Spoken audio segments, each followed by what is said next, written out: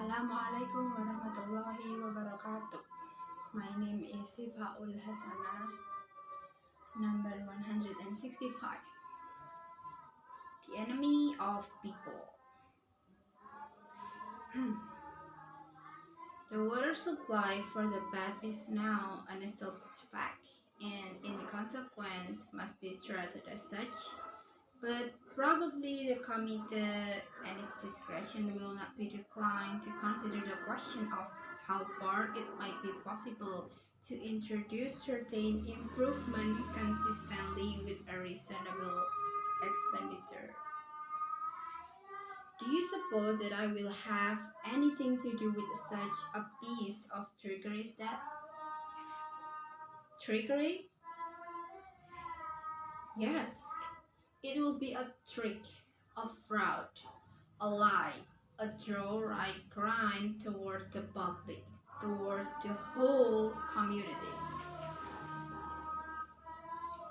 I have not, as I remarked before, been able to convince myself that there is actually any imminent danger. You have? It is impossible that you should not be convinced. I know I have represented the fact absolutely, truthfully, and fairly. And you know it very well, Peter.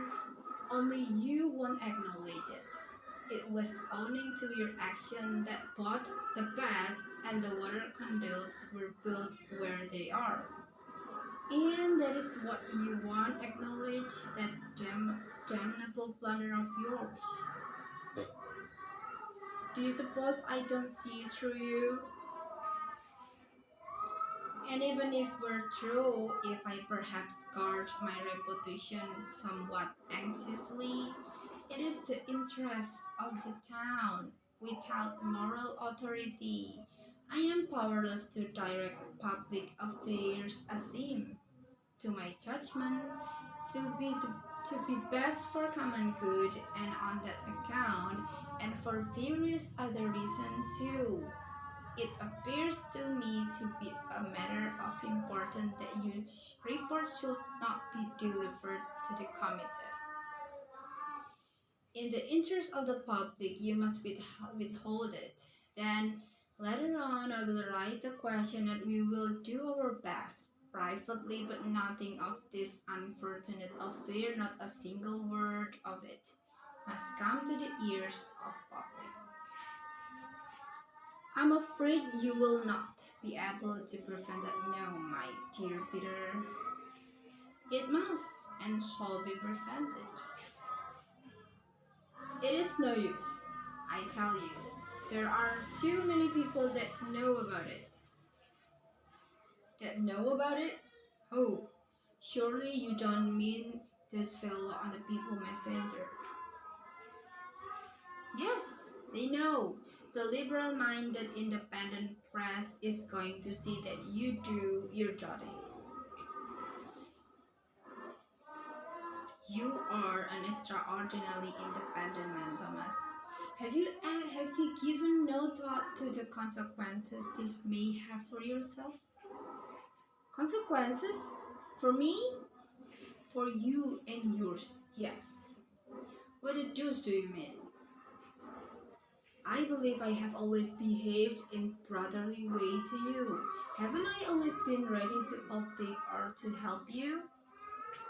Yes, you have, and I'm grateful to you for it. There is no need, indeed. To some extent, I was forced to do so. For my own sake, I always hoped that if I helped to improve your financial position, I should be able to keep some check on you. What? Then it was only for your own sake. Up to you a certain point. Yes. It's a painful for a man in an official position to have his nearest relative composing himself time after time. And do you consider that I do that? Yes, unfortunately, you do, without even being aware of it. You have restless, pugnacious, rebellious disposition, and then there is the distressed propensity of yours to want to write about every sort of possible and impossible thing. The moment an idea comes into your head, you must need to go write a newspaper article or a whole pamphlet about it. Well, but it's not the duty of citizens to let the public share in any new ideas may have. Oh, the public doesn't require any new ideas. The public is the best served by the good, old established ideas it already has. And that is your honest opinion? Yes, and for once, I must talk frankly to you. Hitherto, I have tried to avoid doing so because I know how irritable you are. But now I must tell you the truth, Thomas. You have no conception what an amount of harm you do yourself by your impotently. You complain of the authorities, you even complain of the government. You are always pulling them to pieces. You insist that you have been neglected and persecuted. But what else can such a cantankerous man as you expect? What's next? Cantankerous am I? Yes, Thomas, you are an extremely cantankerous man to work with. I know that my cause you disregard everything that you ought to have consideration for. You seem completely to forget that it's me you have to thank for your opinion.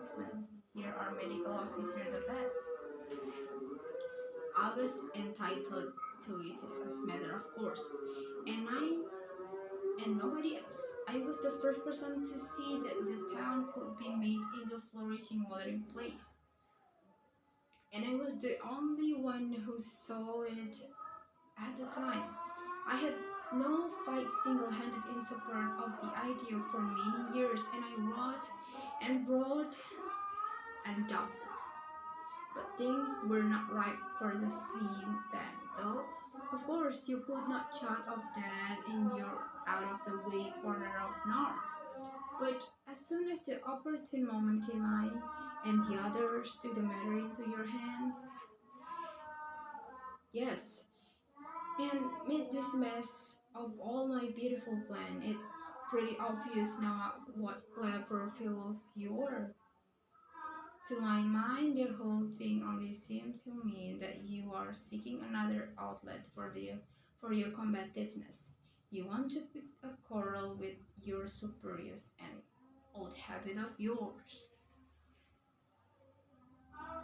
Wassalamualaikum warahmatullahi wabarakatuh.